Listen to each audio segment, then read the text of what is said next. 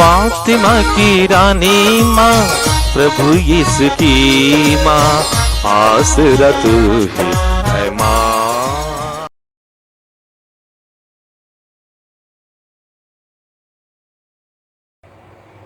पहला पाठ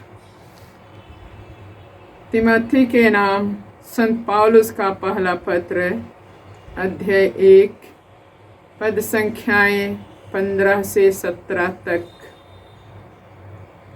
यह कथन सुनिश्चित और नितांत विश्वसनीय है कि यीशु मसीह पापियों को बचाने के लिए संसार में आए और उनमें से मैं सर्वप्रथम हूँ।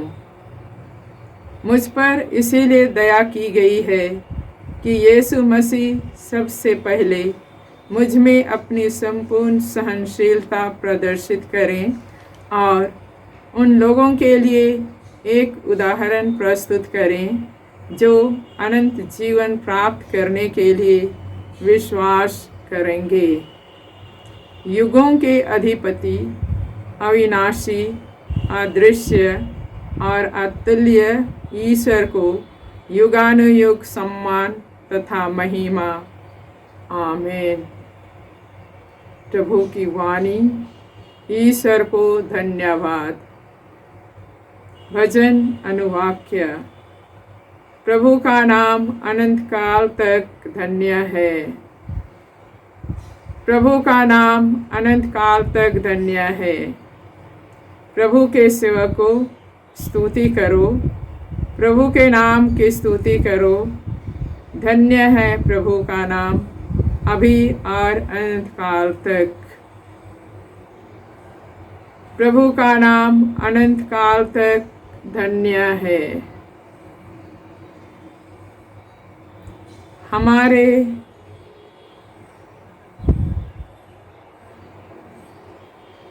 सूर्योदय से लेकर सूर्यास्त तक प्रभु के नाम की स्तुति हो।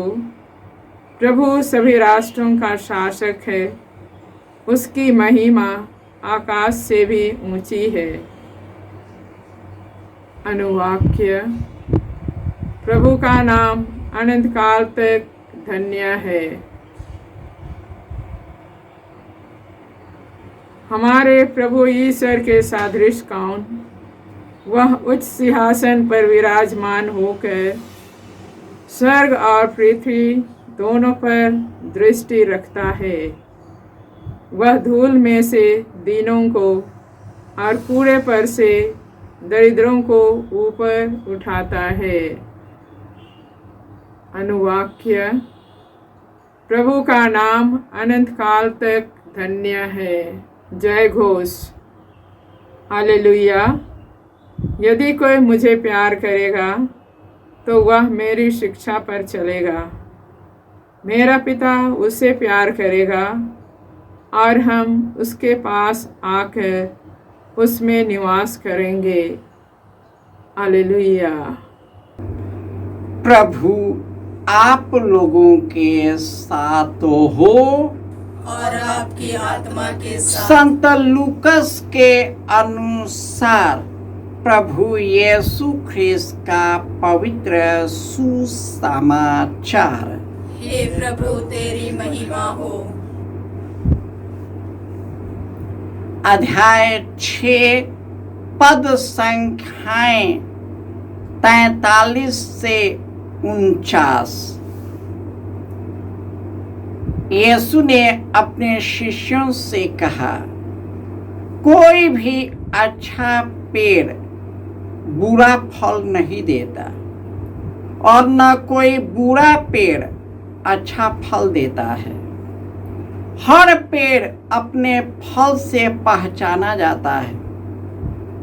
लोग न तो कंटीली झाड़ियों से अंजीर तोड़ते हैं और न ऊंट कटारों से अंगूर। अच्छा मनुष्य अपने हृदय के अच्छे भंडार से अच्छी चीजें निकालता है, और जो बुरा है वह अपने बुरे भंडार से बुरी चीजें निकालता है, क्योंकि जो हृदय में भरा है वही तो मुंह से बाहर निकलता है। जब तुम मेरा कहना नहीं मानते तो हे प्रभु कहकर मुझे क्यों पुकारते हो? जो मेरे पास आकर मेरी बातें सुनता और उन पर चलता है, जानते हो वह किसके सदृश है? वह उस मनुष्य के सदृश है जो घर बनाते समय गहरा खोदता है और उसकी नींव चट्टान पर डालता है। बाढ़ आती है, जल प्रवाह उस मकान से टकराता है, किंतु वह उसे ढा नहीं पाता, क्योंकि वह घर बहुत मजबूत बना है। परंतु जो मेरी बातें सुनता है और उस पर नहीं चलता, वह उस मनुष्य के सदृश है जो बिना नींव डाले भूमि तल पर अपना घर बनाता है। जल प्रवाह की टक्कर लगते ही वह घर ढह जाता है और उसका सर्वनाश हो जाता है। यह प्रभु का सुसमाचार है। हे ख्रिस्त तेरी स्तुति हो।